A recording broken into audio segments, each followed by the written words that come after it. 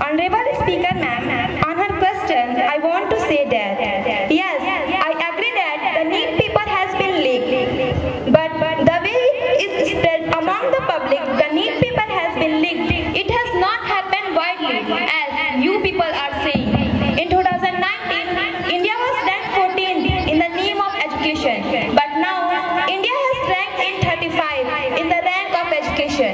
It is a great achievement for us, and we still try hard to make India's position ever higher in terms of education.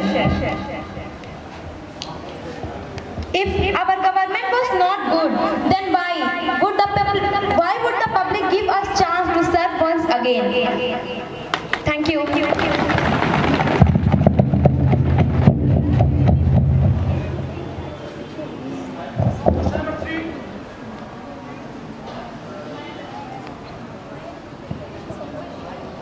आप सभी को दोपहर का नमस्कार। मैं मयंक दुबे कक्षा 9 का छात्र हूँ। मेरा क्वेश्चन सत्ता पक्ष है कि सत्ता पक्ष ने पिछले चुनाव में कई वादे किए थे, पर अधिकांश वो पूरे नहीं हुए। क्या अब वो वादे पूरे किए जाएंगे?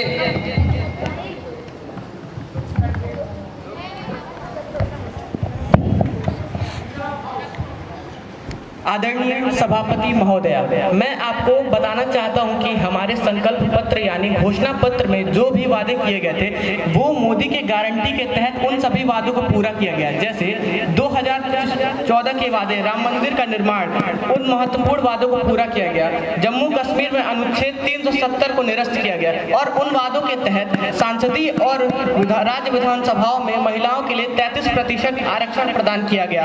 स्वरोजगार माध्यम द्वारा देश के युवाओं को आत्मनिर्भर बनाया गया। और यही नहीं, सबका साथ और सबका विकास के द्वारा एक महत्वपूर्ण वादों को पूरा किया गया। स्वास्थ्य के क्षेत्र में आयुष्मान भारत को लॉन्च किया गया। काला धन के क्षेत्र में एक नए टास्क फोर्स का गठन किया गया और नोटबंदी जैसी नई योजनाएं बनाई गई। नौकरी के क्षेत्र में स्टार्टअप इंडिया और स्किल इंडिया ऐसी विविध योजनाओं की शुरुआत की गई। ग्रामीण जीवन के क्षेत्र में उज्ज्वला योजना की शुरुआत की गई, जिससे 7 करोड़ युवाओं को मुफ्त LPG कनेक्शन मिले। सौभाग्य योजना ऐसी अहम योजनाओं की शुरुआत की गई। और सभापति महोदया, अगर हम विपक्ष से पिछले 70 साल का हिसाब मांगने लगे तो पता नहीं क्या से क्या हो जाएगा देखते देखते। और इस प्रश्न का उत्तर मैं बस ये कहना चाहता हूँ कि हटा दो ये झूठे इतिहास तुम्हारे, हटा दो ये झूठे इतिहास तुम्हारे, जर्रे जर्रे पर सच है लिखा रे। जो कोई किताबें ना पानी कहेंगी, ये माटी सभी की जवानी कहेंगी।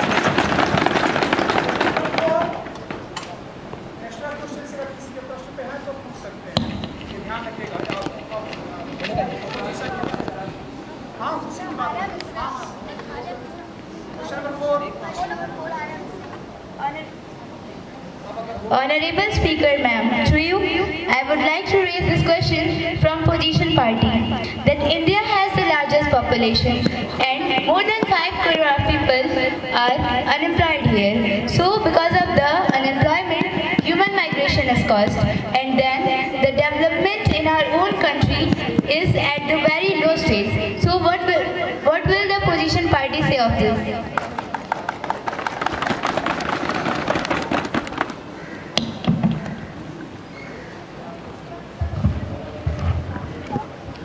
माननीय महोदया, मैं इस प्रश्न का जवाब देना चाहूंगी। आज हमारे देश में अवसर ही अवसर है, लेकिन आवश्यकता यह है कि चीजों को हकीकत के आधार पर देखा जाना चाहिए। बेरोजगारी पिछले 6 साल में सबसे लोअर स्टेट पर है। शहरों में सबसे ज्यादा बेरोजगारी घटी है और ग्रामीण क्षेत्रों में इकोनॉमिक एक्टिविटी बढ़ी है। 2017 से लेकर 2024 में लेबर फोर्स पार्टिसिपेशन रेट बढ़ा है, जो कि 2017 में 49% था और 2024 में 58% हो गया। और पिछले 10 साल में वुमेन का एनरोलमेंट भी बढ़ा है। टोटल 10 करोड़ वुमेन्स ने हमारे देश के GDP में पार्टिसिपेट किया और हमारी गवर्नमेंट ने बहुत सारे स्कीम्स लागू किए, जैसे कि मनरेगा, प्रधानमंत्री रोजगार प्रोत्साहन योजना, आत्मनिर्भर भारत रोजगार योजना।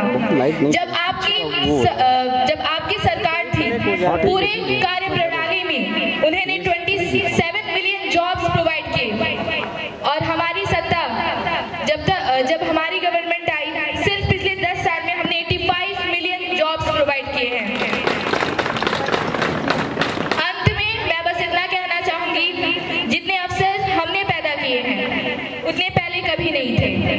और जितने अवसर की संभावना हम देख रहे हैं उतने भी पहले कभी नहीं सोचा गया था। धन्यवाद।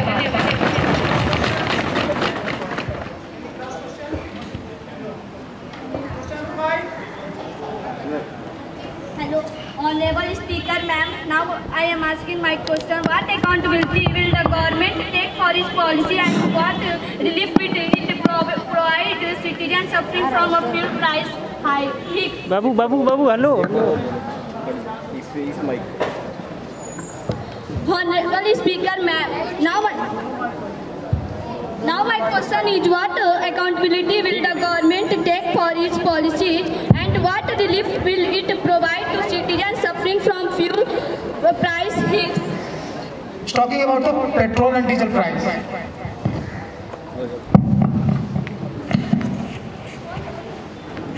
ऑनरेबल स्पीकर मैम, जैसा कि इन्होंने क्वेश्चन पूछा कि फ्यूल का प्राइस क्यों इंक्रीज हो रहा है, तो मैं इसका आंसर देना चाहूँगी। The biggest factor influence petrol price in India is the global crude oil price. Since India import a significant portion of its crude oil, net fluctuation is the international market direct impact domestic price, as the oil refinery company in India have to acquire crude oil from the international market in order to process the same into petrol and price. The supply cannot be always fulfilled, and when the demand is more than, as per the law of economy, the price of both the fuel is bound to increase. ये काम तब भी था जब हम भी minister थे और इन बीजेपी ने 2014 and 2024 petrol 70.41% litre and 2024 107.59% litre increase of 51%. Diesel 2040 rupees of 57.28% litre and 2024 rupees 94.39% litre increase of 65%. आपने ये क्यों किया? कमी हो गई थी। मैं इसका आंसर देना चाहूँगी। The Karnataka sales tax (GST) has been increased from 25.92% to 29.84% on petrol and from 40.3% to 80.4% on diesel. According to the government notification, consecutively the price of petrol has increased by ₹3 and diesel price have gone up ₹0.3. BJP सरकार ने वादा किया था अच्छे दिनों सबका विकास। Around petrol price to rise by 51% and diesel by 65% in 2000 since 2014. Increased excise duties on a fuel 12 times, burdening citizens with higher taxes. आपने तो अच्छे दिनों सबका विकास का वादा किया था, तो इतना पेट्रोल का दाम अचानक कैसे बढ़ गया? पैसे की कमी तो पूरी करी होगी। इस प्रश्न का उत्तर ये देना चाहता हूँ कि आपके समय में बेरोजगारी का दर भी उतना ही था जितना पेट्रोल के दाम थे। और रही बात पेट्रोल के दाम बढ़ाने की, तो पेट्रोल के ऊपर टैक्स लेके हमने अदर सेक्टर्स में काफी ज्यादा विकसित किया है। जैसे कि आप देख सकते हैं कि इंटरनेशनल लेवल पे इंडिया 3rd रैंक पे आ चुकी है। हम लोग के टाइम में बेरोजगारी थी, लेकिन हम लोग को भी तो इतना ज्यादा दाम नहीं बढ़ाना पड़ा। आपको जरूर पैसे की कमी हो गई होगी, ये तो बात सही है। पैसे की कमी की बात नहीं है। कुछ साल पहले से ही यूक्रेन और रसिया के बीच वॉर चल रहा था। शायद आपको इस बात की खबर नहीं रही होगी और इसके कारण यहाँ पे क्रूड ऑयल, पेट्रोलियम, इन सारी चीजों का दाम बढ़ाया गया है। Oh, thank you for your answer. Welcome.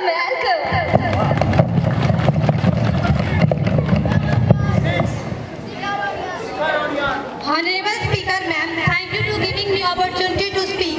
Ma'am, our government take too much tax from us. Even the NDA supporter is furious at the government. 2022 report says that 670 million Indian people pay 64% total tax. The government is ready to sequence the money of middle class. Ma'am, short-term capital gain tax is increased 5% and long-term capital gain tax is again 2.5%. We pay only direct tax is 30%. The government asked to work on tax, but there is no improvement. Why is the tax expense so much? माननीय महोदय, मैं आपके इस प्रश्न का उत्तर देना चाहूंगी। जैसा कि आपने कहा कि टैक्स को बढ़ाया गया, मैं आपको बता दूं निर्मला सीतारामन ने, जो हमारी वित्त मंत्री हैं, उन्होंने टैक्स की स्लिप को चेंज किया है। शायद आपको ये पता नहीं होगा। हम लोगों ने चीजों को देखते हुए कई सेक्टर्स में ज्यादा ध्यान दिया, जैसे agriculture, employment, urban development, manufacturing service, energy. प्रधानमंत्री अन्न योजना, जहाँ पर लोगों को अनाज मुफ्त में दिया जाता है, उसका डेट बढ़ाया गया। उसकी डेट 5 साल तक बढ़ा दी गई है। उसके साथ साथ 80 करोड़ लोगों को ये वेतन देने के लिए हम लोगों ने व्यवस्था कर रखी है। इसके अलावा 10 लाख करोड़ अलॉट किया गया है प्रधानमंत्री आवास योजना के लिए, जिनके अकॉर्डिंग 1 लाख से ज्यादा घर आप शहरों में बना सकते हैं और गाँव में 2 लाख से ज्यादा घर बनवा सकते हैं। किसान के लिए हम लोगों ने 1,52,000 करोड़ का फंड दिया है। उसके साथ साथ गांव के विकास के लिए 2,66,000 करोड़ का फंड दिया गया है। इसके साथ साथ 3 लाख करोड़ के अलग अलग बजट में अलॉट किया गया है, जो अलग अलग स्कीम के द्वारा आपके पास पहुंचा दिया जाएगा। Thank you ma'am. Our government nothing was done for job in general category. Getting a government job as a general category student can be more difficult. Our government what step will be taken to create job opportunity for general category student?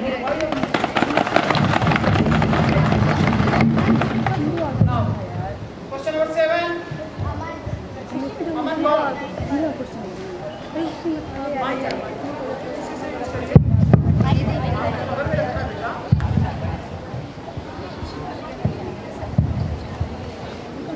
Honourable speaker madam, मेरा position party से question ये है कि आजकल train accident बढ़ रहे हैं। इसे रोकने के लिए सन 2012 में ही एक सॉफ्टवेयर रिलीज किया गया था, जिसका नाम पहले ट्रेन कॉलिजन अवॉइडेंस सिस्टम था, जिसे अब कवच के नाम से पुकारा जा रहा है, और आप सब इस पर ध्यान नहीं दे रहे हैं। क्या कारण है? Honorable Speaker, through you, I would like to answer this question. देखिए, बीते कुछ सालों में जो अभी एक्सीडेंट्स हुए हैं और जो फिलहाल में हुए थे, उसको हमारी डिपार्टमेंट के कुछ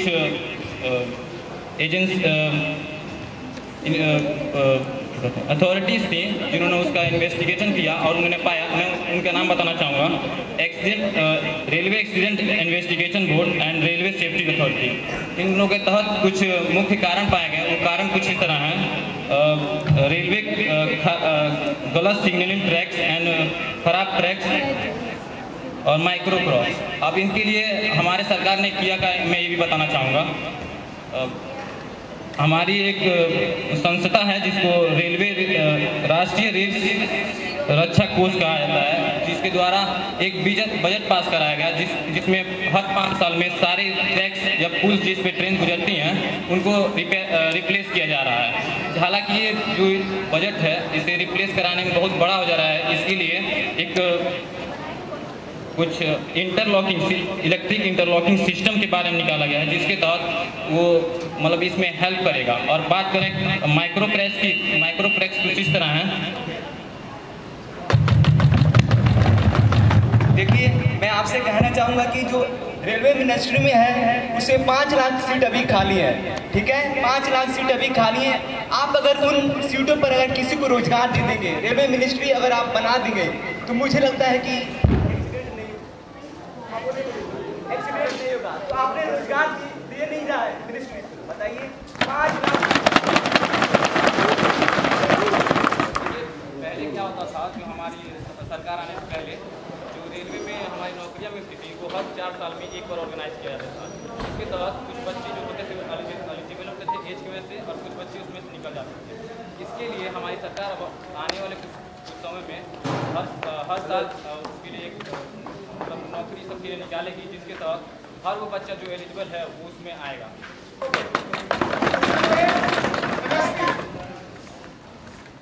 अब बोलिए, वैसे बोलिए, आवाज आ रही है। आदरणीय सभापति महोदय को मेरा प्रणाम। मान्यवर, मेरा प्रश्न यह है कि जैसा कि आप सभी जानते हैं,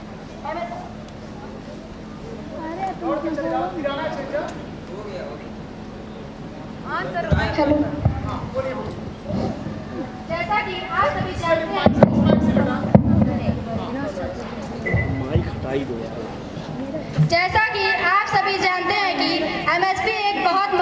मुद्दा है जिस कारण किसान आंदोलन कर रहे हैं।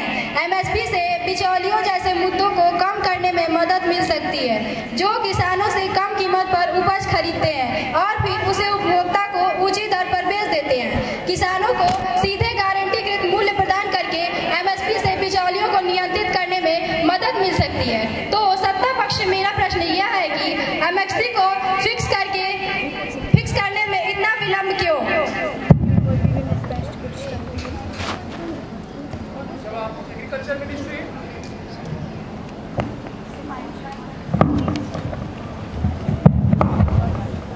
माननीय स्पीकर महोदय, मैं इनके द्वारा लगाए गए आरोपों का उत्तर देना चाहूंगी।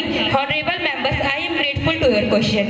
The MSP minimum sold price is a crucial issue for farmers and our government is committed are bound to addressing it in a quick manner. I apologize to regret for the delay in determining the MSP. This delay had occurred due to several reasons including point number 1, market condition. Fluctuation in market price and crop price require time to determine the MSP. Point number 2, crop productivity. Evaluating crop productivity and quality takes time as it is a time-taking process. Point number 3, economic condition. Economic discussion and budget arrangements are also necessary before determining the MSP. However, I assure you that we are taking immediate steps to determine the MSP. We have already consulted with farmers and have considered their demand. We will soon announce the MSP and ensure that farmers will receive the right full payment. Additionally, we are launching other schemes for farmers such as PM Kishan Samman Nidhi. This scheme provides financial help to the farmers and for cultivation. Kisan Credit Card. This scheme provides easy loans to farmers. Crop insurance scheme. This scheme provides financial help to farmers in case of crop damage. Through this scheme, we will increase farmers' income and empower them. Economically, I assure you that we are taking a good and protecting step towards the decision. In MSP, I will promise that I will make my every possible effort fulfill their demands. Honorable Speaker, ma'am, it is my immense pleasure to remind opposition party on the Agnivir scheme, playing the future of youth. Agnivir youth, playing the future of youth. After doing the four years of jobs, they will not get any types of pension or security. Their future will get uncertain.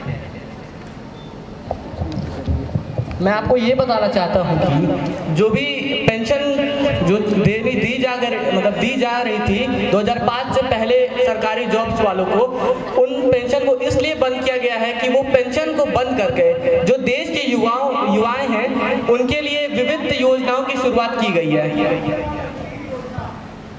देखिए जो आम आदमी जो आम जनता है उन्हें pension मिलेगी, लेकिन जो बॉर्डर सीमा पर लड़ रही है उन्हें पेंशन नहीं मिलेगी। क्या सही बात है?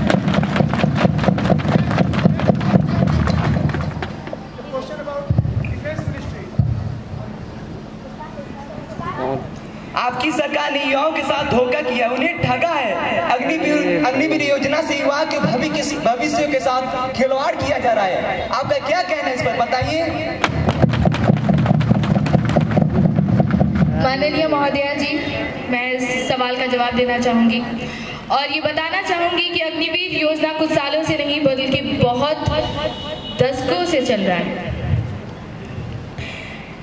सबसे पहले तो मैं अग्निवीर योजना को मैं एक्सप्लेन करना चाहूँगी।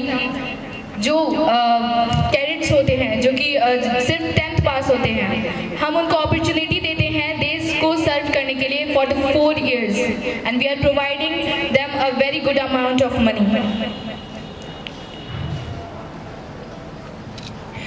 How many people have seen a single day in the army? And we are giving liberty to ordinary people in the country to serve for 4 years. जब आपकी पार्टी सत्ता में थी तो जो नॉर्मल आर्मी के लोग थे उनको 8,700 रुपीस पर मंथ मिलता था, and we are providing this young people 47,000 rupees per month without any tax. देखिए, हमारे समय में जो युवाओं का जो अग्निवीर योजना नहीं थी, उन्हें पूरी जिंदगी भर उन्हें मिलती थी आर्मी की नौकरी और उन्हें पेंशन भी मिलती थी। ऐसी बात नहीं, उन्हें पेंशन भी मिलती थी। क्या वर्किंग पीरियड खत्म होने के बाद बाद 12-13 लाख रुपए मिलते थे। देखिए, अगर जो अग्निवीर योजना आपकी है, अगर 4 साल में अगर वो जो सेना है अगर उसकी मृत्यु हो जाती है, अगर शहीद हो जाता है, तो बताइए उसका परिवार का क्या होगा। जो 22 केवल 20 साल का वो युवा है, ठीक है, अगर उसका मृत्यु हो जाता है तो क्या करेगा, उसका परिवार क्या करेगा, बताइए। That's why we are providing the money. You are not understanding right now.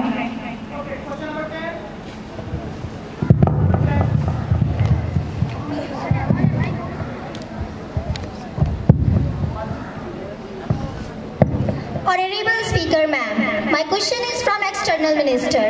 So, we know that India's neighboring countries like Bhutan, Pakistan, Afghanistan, Bangladesh, China, Sri Lanka and Nepal. And we also know how important it is to maintain relation with our neighboring countries. But still, India's relation with its neighboring countries are deteriorating. So what the government do for that?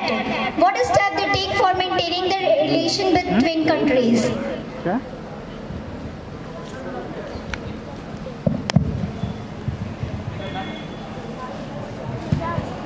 Speaker ma'am, according to opposition, our relationship is going wrong with the neighboring country. Just for their kind information, I want to inform them that our relationship is currently going good. For this, I want to take an analogy of two businessmen. Let's suppose there is two businessmen A and B. A and B दो businessmen हैं जिनके बीच business होता है। किसी कारणवश अगर उनके relationship बिगड़ जाते हैं तो होता कुछ ऐसा है कि उनके ट्रेड को अफेक्ट पड़ता है। तो इसी चीज़ को मैं अगर कंट्री के बिहाफ पे दिखूं तो जो इंडिया है और उसके नेबरिंग कंट्री है उसके साथ अपना रिलेशनशिप अगर देखना होगा तो हम लोग ट्रेड के बिहाफ पे देखेंगे, जो कि इस प्रकार है। इंडिया और नेपाल के बीच अगर देखा जाए तो 2009 में $2.6 बिलियन US था ट्रेड और बायलैटरल ट्रेड की बात हो रही है। 2023-24 में ये $8.015 बिलियन US हो गया। यानी कि ये दिखा रहा है कि जो प्रति ईयर ये बढ़ते जा रहा है ये trade, bilateral trade.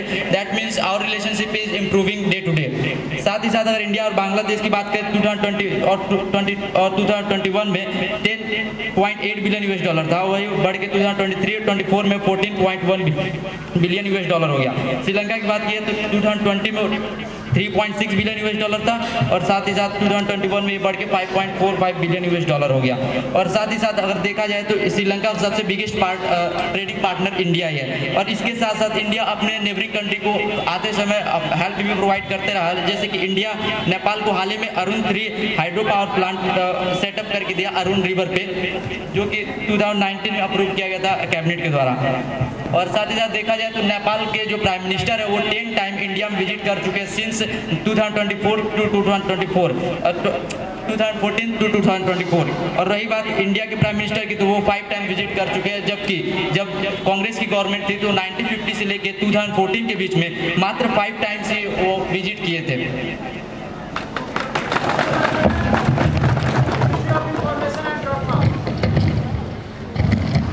Honorable Speaker ma'am, I would like to ask my question Ministry of Information and Broadcasting.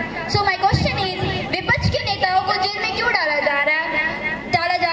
जैसे कि अरविंद केजरीवाल, उनके साथ ऐसा क्यों किया गया? मैं आंसर जानना चाहती हूँ। आदरणीय सभापति महोदया, सर्वप्रथम मैं आपको धन्यवाद देना चाहती हूँ कि आपने मुझे सदन में आपके द्वारा प्रश्नों के उत्तर देने का अवसर दिया। हमारी सरकार किसी भी विपक्ष के नेताओं पे